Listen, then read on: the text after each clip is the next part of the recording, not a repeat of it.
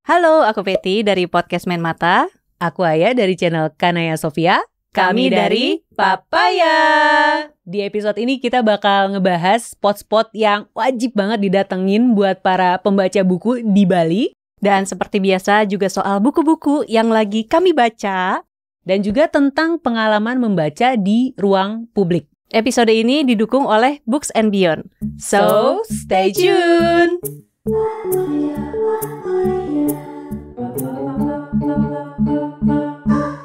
Buat kamu yang lagi pengen belanja buku, jangan beli apapun dulu sebelum kamu dengar informasi yang satu ini. Jadi, Books and Beyond lagi ada promo yang namanya Book Bank Sale dari tanggal 26 Juni sampai 29 Juni 2022 di Tokopedia. Ada banyak banget promo menarik yang bisa kamu dapetin. Yes, ada diskon sampai 90% buat buku-buku impor dan juga ada voucher cashback senilai 50%. Terus ada juga nih eksklusif giveaway emas murni 2,5 gram buat top spender. Terus ada tambahan diskon 10% kalau kamu melakukan pembayaran pakai kartu mandiri. Bisa itu kartu debit atau kartu kredit.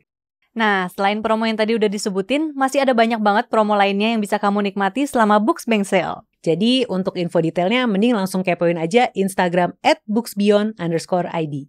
Fresh banget nih kayaknya, ada yang abis dari Bali, glowing gitu mukanya. Ya gak sih? Kelihatan beach glow-nya gak? Beach glow apa gosong? Anjir, gosong. Iya nih gila, udah terakhir ke Bali tuh kayaknya tahun 2017 apa 18 gitu ya. Wow. Terus kemarin selama pandemi sebenarnya udah berangan-angan untuk pengen banget liburan ke Bali gitu kan. Terus akhirnya kesampaian, wah senang sekali. Ini tapi memang rencana dadakan atau gimana ceritanya? Dibilang dadakan banget sih sebenarnya enggak. Soalnya emang ini keinginan adikku sebenarnya. Oh. Dia emang belum pernah ke Bali kan. Terus kayak temenin aku dong ke Bali. Oke. Nah terus rencananya sih kayak sebulan sebelumnya. Sebulan dadakan apa enggak sih kalau rencana? Sebulan ya enggak lah. Bisa. Iya jadi kayak bulan lalu lah adikku bilang temenin aku ya ke Bali. Terus dia udah arrange semuanya. Nah akhirnya kemarin kita terbang lah ke sana gitu kan. Dan emang Bali tuh beda banget ya sama berapa 2017, 5 tahun yang lalu. 5 tahun iya.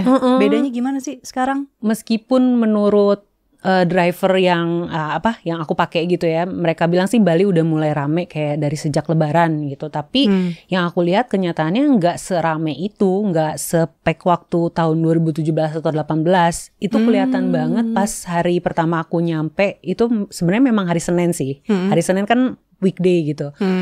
Terus aku jalan-jalan malam-malam tuh sekitar jam 8 apa jam 9 malam di Jalan Legian.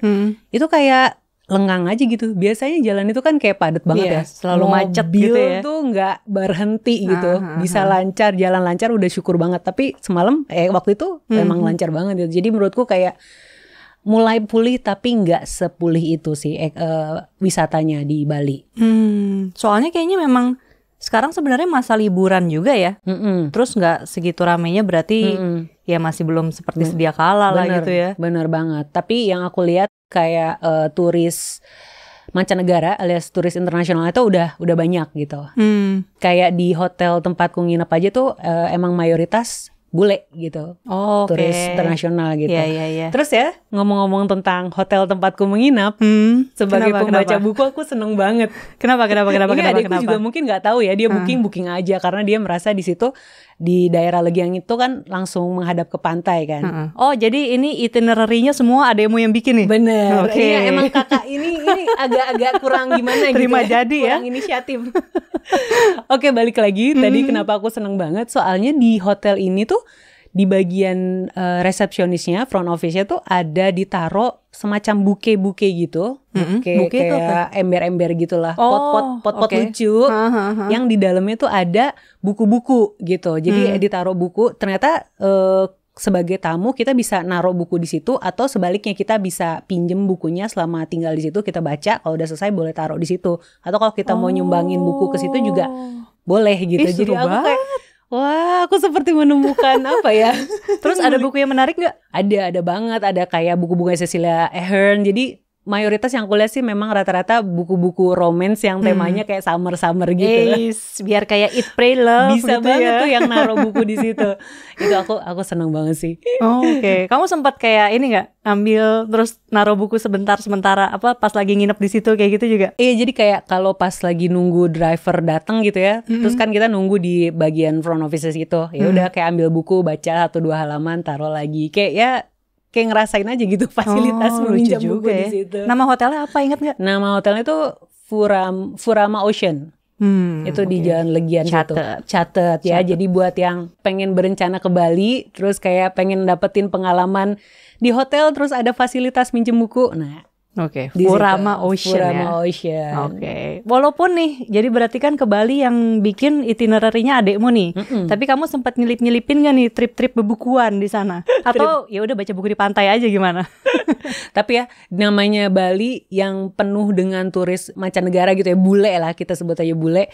Emang ini sih apa namanya? Karena mereka kan membaca tuh udah jadi kayak gaya hidup ya. Jadi kalau tiap kali aku ke pantai dan ada bule, pasti mereka tuh lagi baca buku. Bukannya selfie kayak aku. Dan seneng gitu ngelihatnya mereka kayak ngegelar kain piknik gitu ya di pantai, terus mereka rebahan, terus ya udah baca buku sambil jemuran gitu ya. Enak banget ngelihatnya. Seru banget sih. banget. Nah, berarti kamu sendiri sempet apa nggak baca buku di sana? Pertanyaannya nih. Jadi aku tuh bawa ini nih buku yang emang dibaca di klub bukuku, Sofa Literasi, The Woman in Cabin 10, Ruth Ware. Emang rencananya kayak pengen ngerasain baca buku di ini sambil jalan-jalan gitu. Apakah akan terlaksana atau tidak? Nyatanya selama di tempat-tempat pariwisata itu beneran nggak sempet baca gitu, beneran nggak sempet baca. Tapi emang bacanya tuh pas malam banget. Pas pulang. Pas mau tidur baru aku baca. Ya lumayan lah 50-an. Di pesawat mungkin ya. Di pesawat ya. Terus ya ngomong-ngomongin tentang spot buat pembaca buku, aku baru inget. Pas aku mau pulang, aku kan lagi nyari tempat makan nih buat sebelum kita ke bandara. Terus aku nggak sengaja nemuin satu cafe ya, namanya The Library. Aku pikir cuma namanya aja The Library. Tapi pas aku masuk ya dan aku melihat ada rak bukunya, terus aku cek koleksi bukunya di sana. Aku tertawa bahagia. Ini kayaknya yang kemarin kamu sempat post di Instagram ya. Bener banget. Oh iya, aku sempat lihat sih itu. Cakep bentuknya. Kenapa tertawa bahagia? Karena kebanyakan koleksinya misteri thriller. Itu kayak nemuin harta karun. Aku tahu ini. Itu nanti toko buku idamanmu ya kalau kamu bikin sendiri, itu isinya bakal kayak gitu kayaknya banget. Aduh. Namanya The Library. Kalau di Instagramnya sih The Cafe Library ya, nama Instagram mereka. Tapi signage si kafenya tulisannya The Library. Gitu. Kok bisa nggak sengaja nemuinnya? Maksudnya pas lagi ngapain? Jadi emang ada satu kafe yang pengen kita tuju, pas nyampe ke sana ternyata tutup. Terus kayak di tengah-tengah kelaparan, nengok kiri nengok kanan, ada namanya library. Ayo kita masuk yuk. Ayo masuk, pas dilihat, wow. Pas banget. Itu sebelum pulang banget tuh? Sebelum pulang banget, hari terakhir banget. Tripnya tuh 4 hari ya? 4 hari tapi kayak bener-bener dipadetin. Semuanya dikunjungin gitu ya, spot-spot turis. Berhubung adik aku tuh baru pertama kali ke Bali, jadi kayak ya udah tempat-tempat yang wajib didatengin ke Bali, ya udah datengin deh. Gitu. Terus karena maksain banget, akhirnya pas nyampe ke Jakarta aku tumbang. Sementara adikmu baik-baik aja pasti ya? Dia baik-baik aja. Oh my goodness. Langsung teler. Kamu terakhir kali ke Bali kapan? Waduh, udah lama banget. Kayaknya 2016 apa 17 ya? Sekitar segituan juga deh. Waktu itu juga ada kerjaan sih. Tapi emang terus extend. Sempat lama di sana, mungkin sebulanan gitu kali ya. Sekalian keliling-keliling. Tapi ya makanya sekarang udah nggak tahu nih Bali kayak gimana nih gitu. Iya. Emang beda banget sih, beda banget. Tapi ya syukurlah udah mulai menggeliat lagi gitu wisata di sana. Jadi itu tadi deh. Buat yang emang suka baca buku, aku saranin banget datang ke tempat-tempat yang aku kayak itu ya. Mungkin nanti berarti next trip ke Bali beneran bisa nyelip-nyelipin tempat-tempat bukuan lagi ya. Bener. Padahal sebenarnya ada beberapa yang aku kayak pengen kunjungin, kayak toko buku Ganesha. Itu di TikTok kan kayak rame banget ya. Tapi nggak sempet, kayak jadwalnya terlalu padat waktu itu, jadi kayak nggak sempet belok dikit gitu. Itu toko buku Ganesha di Ubud, itu dia jual used book. buku-buku second English. Terus aku lihat yang video-video di TikTok kayaknya koleksinya juga menarik-menarik gitu. Kayaknya kalau tempat-tempat kayak Bali gitu ya, harusnya banyak sih yang jual buku-buku second. Soalnya kan di sana banyak turis ya. Kayak misal waktu itu aku ke Chiang Mai di Thailand. Itu juga kan banyak turisnya tuh. Jadi mereka suka ada toko-toko buku bekas. Jadi kalau turis ke sana dia bisa beli buku bekas. Nanti kalau dia udah mau pulang, dia bisa jual lagi bukunya. In exchange. Oh iya benar-benar menarik tuh ya konsepnya. Iya, seru banget sih. Kalau di Jakarta tapi agak susah kayaknya ya. Jakarta nggak jauh-jauh dari Kuitang kayaknya. Gak tahu deh masih ada apa enggak. Waduh, gak tahu, udah lama juga gak ke sana. Jadi apa yang berhasil dibaca? Tenang aja, meskipun cuma berhasil baca 50 halaman, pada akhirnya aku berhasil menyelesaikan buku ini gitu. Setelah pulang. Pas tepar ya? Pas tepar mau nggak ada kerjaan lain jadi baca ini gitu kan. Terus abis emang ini sih, ini sebenarnya temanya cocok banget sih buat liburan karena si tokoh utamanya dia memang lagi liputan kapal pesiar. Jadi dia naik kapal pesiar mengelilingi Laut Utara ya, daerah Norwegia sana, ya kan, untuk melihat Northern Light, Aurora Borealis gitu. Cuman yang liburan yang harusnya menyenangkan buat si tokoh utamanya ternyata berubah menjadi sesuatu yang mengerikan gitu, karena dia akhirnya jadi terkurung dalam si kapal pesiar tersebut. Oke, barusan aku kayak lagi mikir, oh Ayah ini ya bukunya kok indah sekali gitu. Apa twistnya? Oh ternyata ada yang hilang gitu. Oke, berarti tetap thriller. Di balik keindahan ada yang disembunyikan penulisnya. Ini udah tamat. Ini Ruth Ware kayaknya penulis favoritmu juga ya? Iya, aku baru menemukan dia, dalam tanda kutip menemukan dia di akhir tahun kemarin, karena baca bukunya yang The Turn of the Key, yang diterjemahin sama Nora, dan itu aku suka banget gitu kan. Dari situ aku mulai cari judul-judul lain yang emang dalam tanda kutip juga jagoannya gitu, yang dijagoin sama para fansnya, terus emang ya bagus-bagus sih. Sejauh ini aku cocok gitu sama narasinya. Oke. Kamu lagi baca apa nih sekarang? Aku lagi baca ini bareng sama Buddy Reads aku ya. Dan kamu juga gak jauh-jauh. Heartbreak Motel, Ika Natasha. Kan kita lagi ada reading challenge nih ya. Kita Buddy Reads bareng ya sama Hestia juga kan. Jadi baru selesai baca ini, udah selesai. Terus ini kayak apa ya, fresh banget karena aku baru pertama nih baca bukunya Ika Natasha. Bukannya kamu pernah baca Critical Eleven? Belum, aku nonton. Ya? Oke. Terus gimana? Jadi impresinya mungkin aku udah pernah dengar tulisannya dia kayak gimana, yang katanya kan memang sangat ini ya, tinggi high maintenance ceritanya, tokoh-tokohnya lifestyle-nya tinggi. Di sini sih aku ngerasa ada yang tinggi, tapi kayaknya upbringing si tokoh utamanya ini cukup membumi lah gitu. Karena dia kayak punya background keluarga yang cukup troubled gitu kan.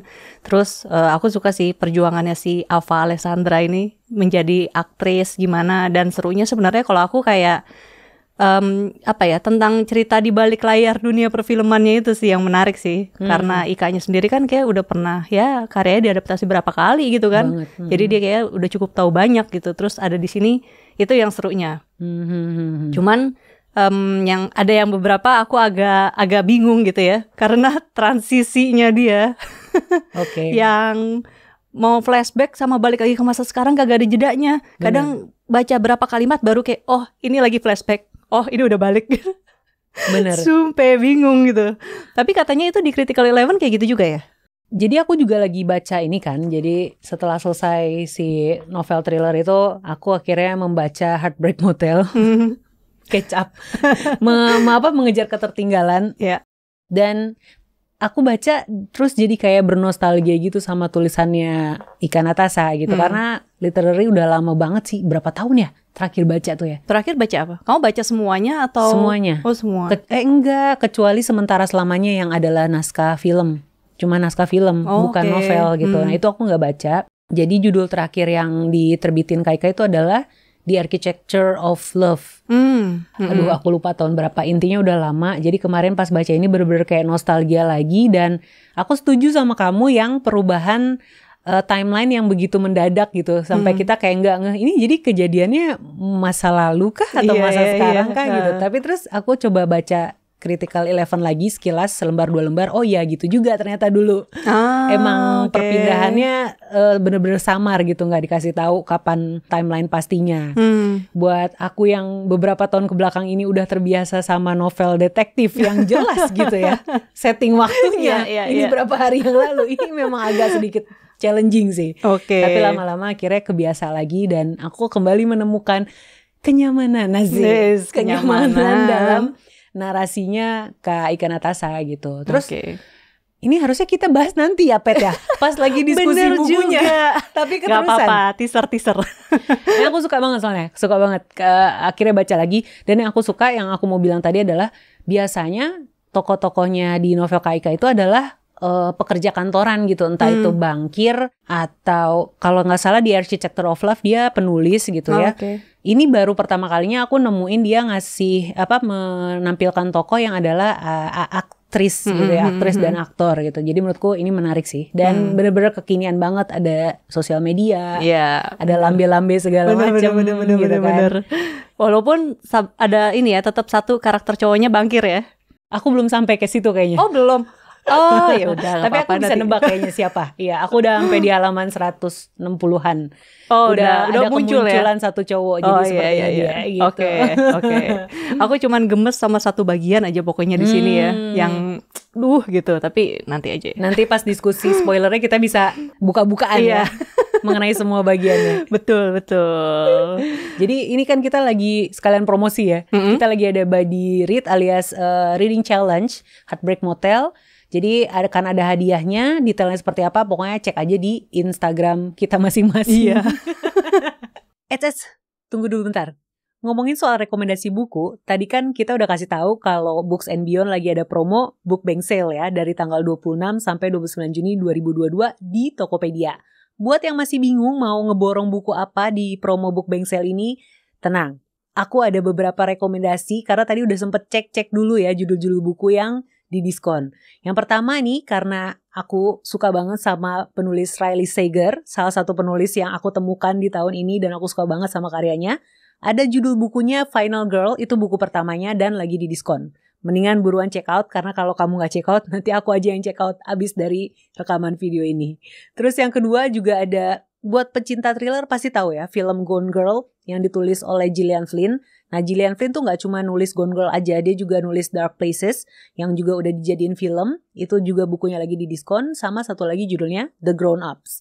Terus juga masih buku yang diadaptasi ke film, ada buku Bird Box-nya Josh Malerman, itu juga lagi di diskon. Sama satu lagi yang baru banget tayang yaitu There's Someone Inside Your House-nya Stephanie Perkins, itu juga lagi di diskon. Jadi mendingan buruan cek Tokopedia Books and Beyond buat cek judul-judul yang aku rekomendasiin tadi. Kita balik lagi ke obrolannya. Selain itu, nih kayaknya masih ada satu lagi nih. Apakah ini? Ini novel, buku non-fiksi. Jadi meskipun aku bilang waktu itu di Bookber aku tuh monogami reader ya. Tapi kalau buku non-fiksi emang kadang ada yang aku baca nggak sampai habis gitu. Nggak baca sampai habis, maksudnya bacanya tuh dicicil. Jadi nggak harus habis dulu terus baru baca lagi yang baru gitu ya. Kalau kasusnya non-fiksi aku bisa poligami gitu. Ini tuh aku udah baca 3/4 bagian, 3/4 buku, dan ini disebut-sebut sebagai buku yang wajib dibaca sama para YouTuber. Wow, oke, menarik. Jadi intinya adalah tentang bagaimana kita tuh YouTuber kan basically kerjanya tuh kreatif gitu ya. Terus kita kadang suka terlalu fokus sama sisi kreatifnya aja sampai melupakan bahwa kalau kita pengen hidup dari kreativitas kita ini tuh ada hal-hal lain yang perlu diperhatikan gitu, yaitu sisi bisnisnya itu. Nah, si penulisnya ini ngasih tahu kenapa kebanyakan bisnis-bisnis kecil itu gagal dan bagaimana untuk mengatasi hal tersebut. Yang nulis siapa? Nah penulisnya Michael E. Gerber. Oke. Narasinya enak banget. Jadi meskipun ini topik yang jarang aku baca ya, bisnis gitu, jauh banget dari novel fiksi.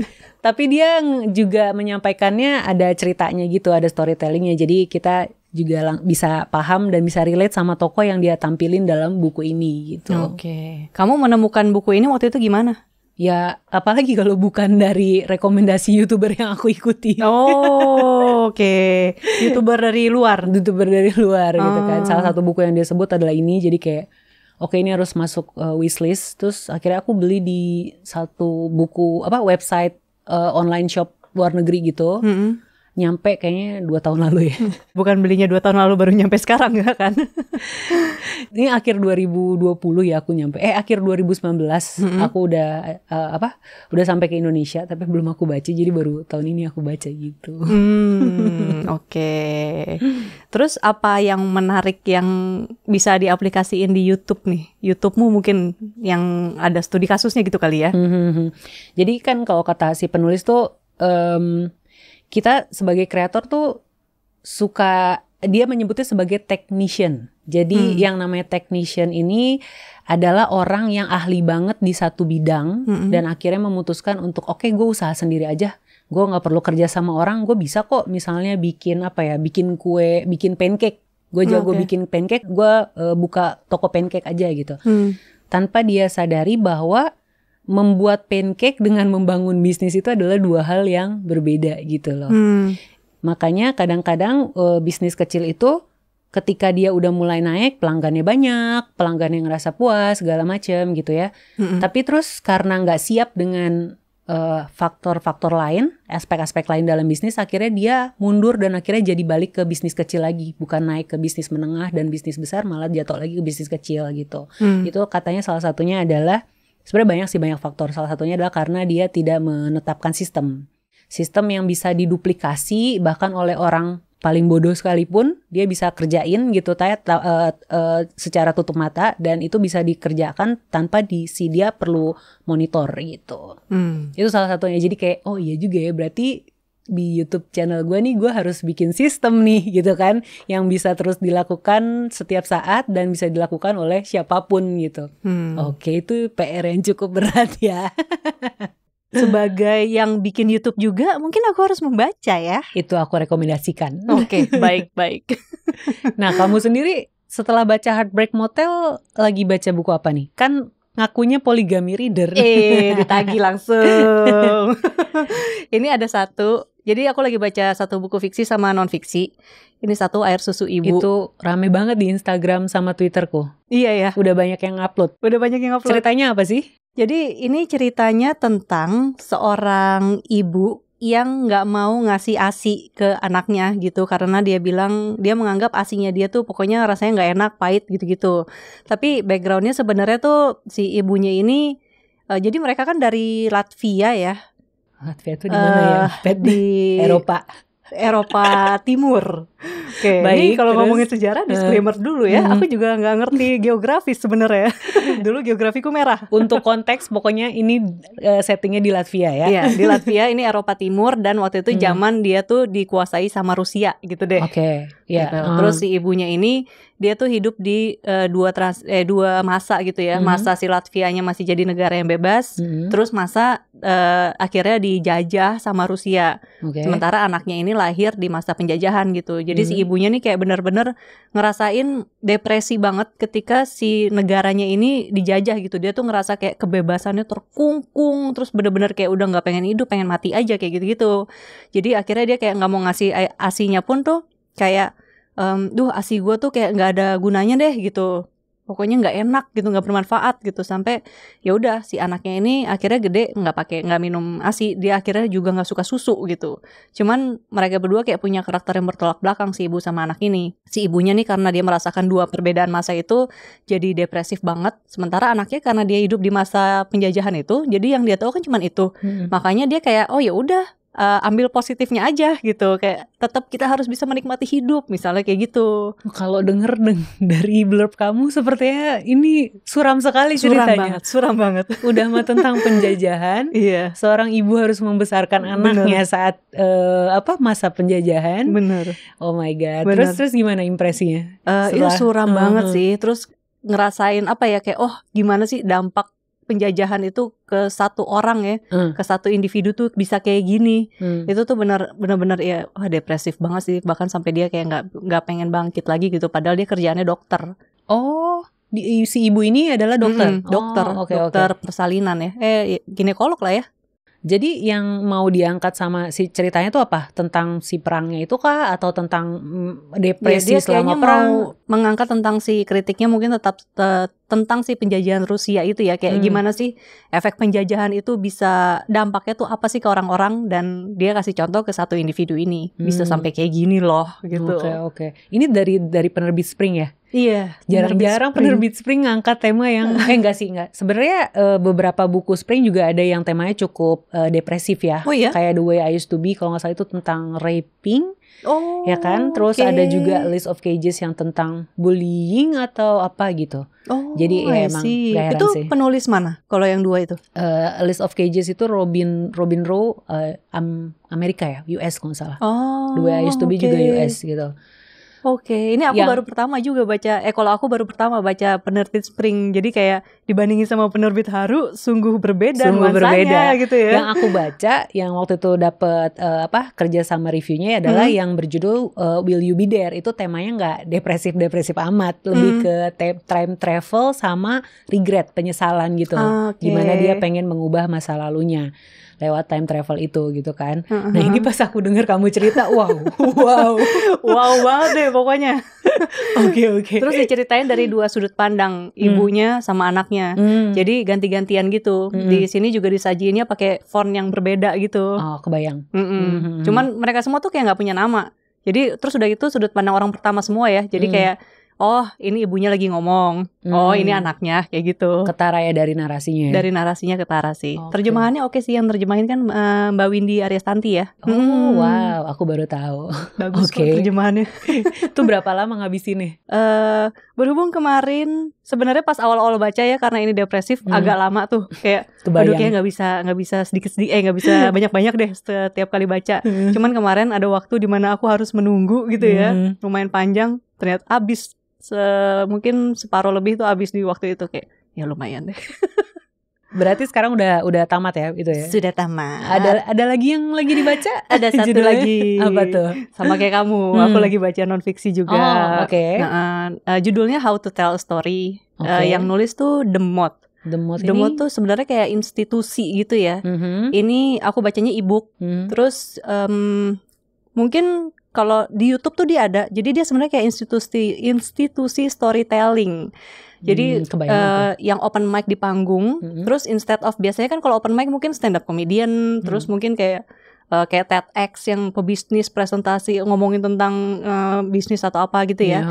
Ini sebenarnya kayak orang-orang biasa nih dikasih kesempatan untuk manggung cerita tentang dirinya. Jadi apa ya, mungkin kayak momen-momen dalam hidupnya gitu deh. Jadi satu cerita tentang misalnya failure-nya dia atau tentang kebahagiaannya dia. Intinya tentang bercerita kepada orang banyak sih, sharing kepada orang banyak gitu. Kalau ini aku belum selesai baca. Cuman nanti kalau misalnya kamu dengerin, nontonin deh, cari di YouTube The Moth ya. Moth ngengat. Iya, Moth MOTH kan ya.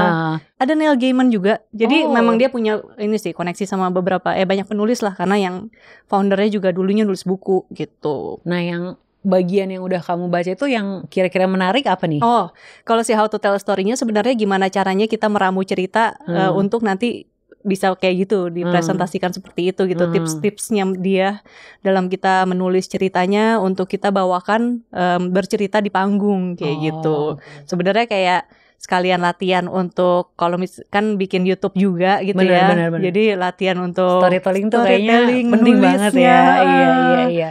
Nah kalau aku juga dari YouTuber yang merekomendasikan aku membaca buku ini, dia juga merekomendasikan buku tentang storytelling gitu, gimana untuk menyampaikan cerita dalam videonya. Judulnya Storyworthy, tapi aku lupa judul nama penulisnya siapa.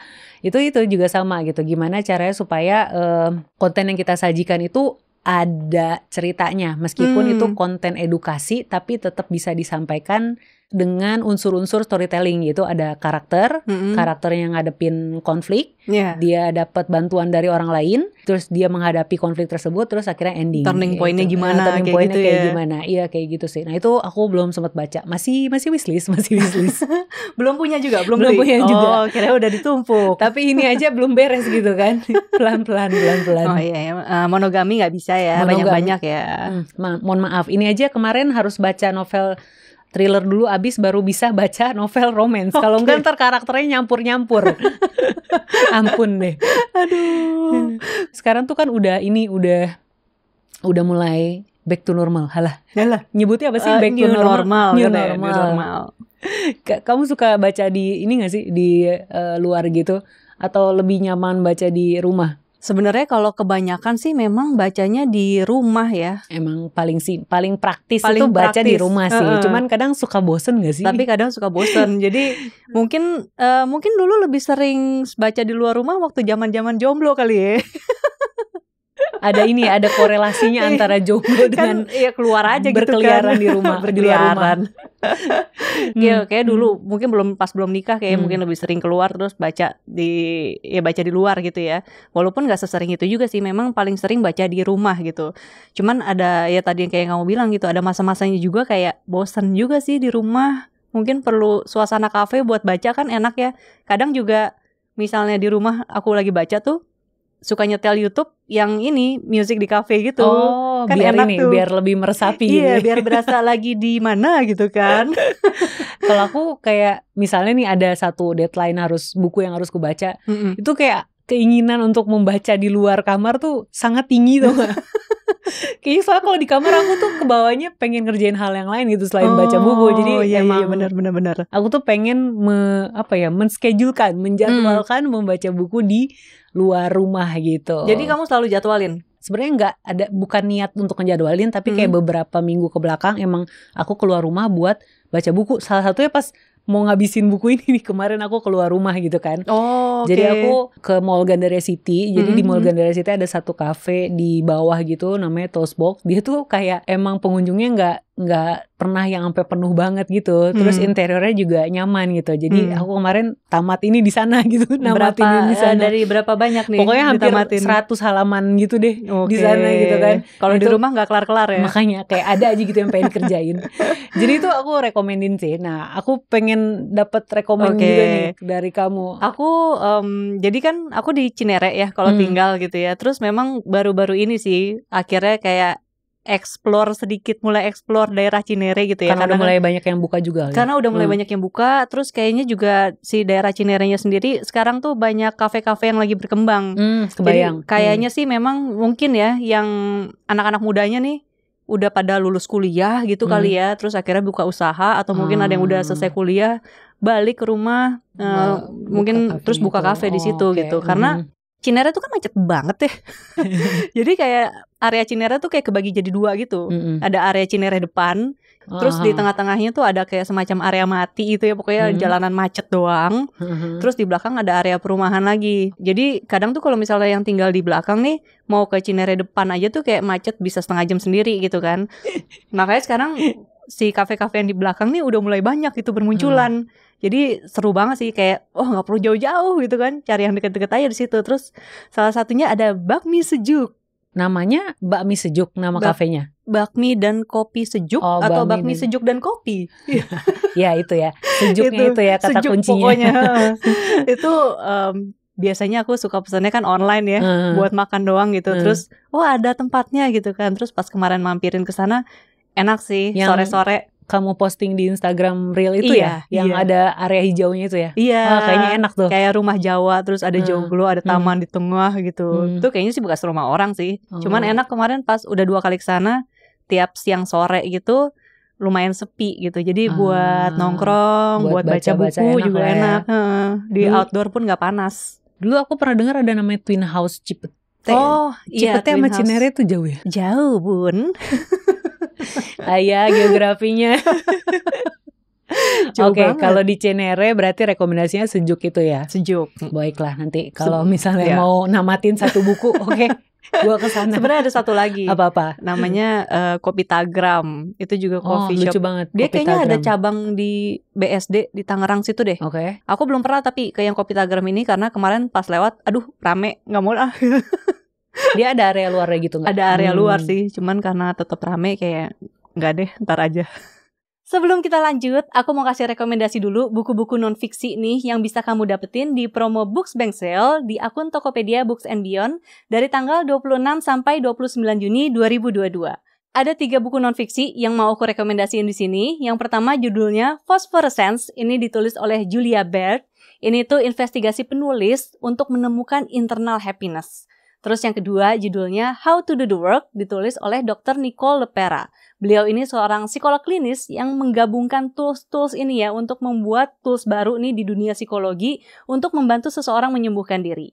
Kemudian yang ketiga judulnya Think Again, ditulis oleh Adam Grant. Kalau buku ini akan membantu kita mengubah cara kita berpikir dan cara kita belajar supaya kita bisa lebih terbuka sama hal-hal baru. Oke, sekarang kita lanjut ke obrolannya. Kadang ada juga loh orang yang gak nyaman buat baca di ruang publik gitu. Kemarin sempet heboh juga di Twitter kan. Kayak pokoknya ada satu akun lead basis, ada yang ngirim katanya, kalian ini gak sih suka baca di kafe gak sih? Aku baru pertama kalinya nih gitu kan. Terus banyak yang reply. Terus ada juga yang bilang ada fenomena pick me ya. Pick me?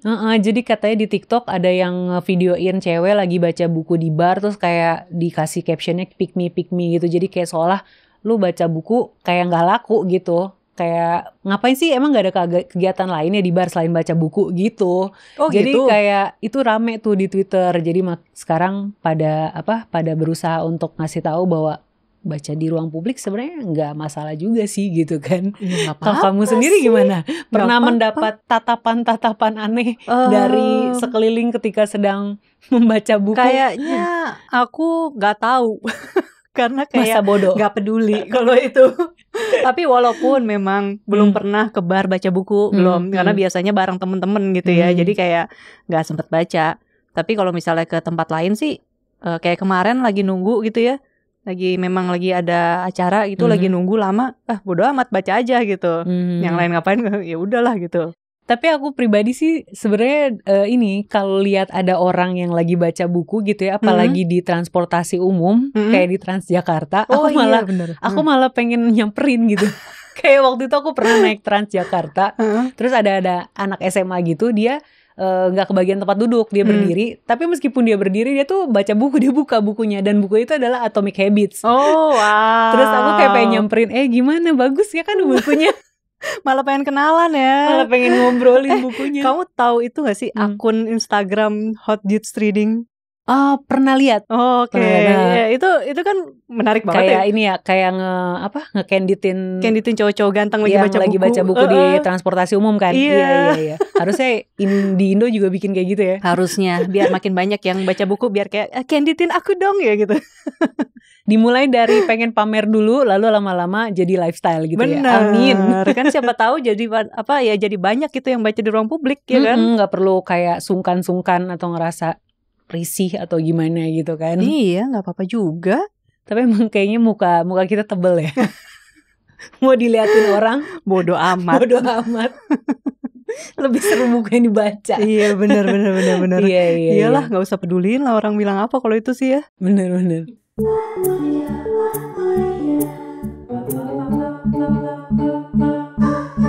Terima kasih sudah menonton sampai menit ini. Kalau kamu sendiri termasuk tim yang mana nih? Yang suka baca di rumah aja? Atau yang gak tahu malu kayak kita berdua baca di ruang publik? Jangan lupa nanti komen di video ini. Atau komen juga nanti di postingan Instagram @possessivereader dan @patricia.wulandari. Jangan lupa juga like video ini dan subscribe ya. Sampai ketemu di Papaya episode berikutnya. Dadah!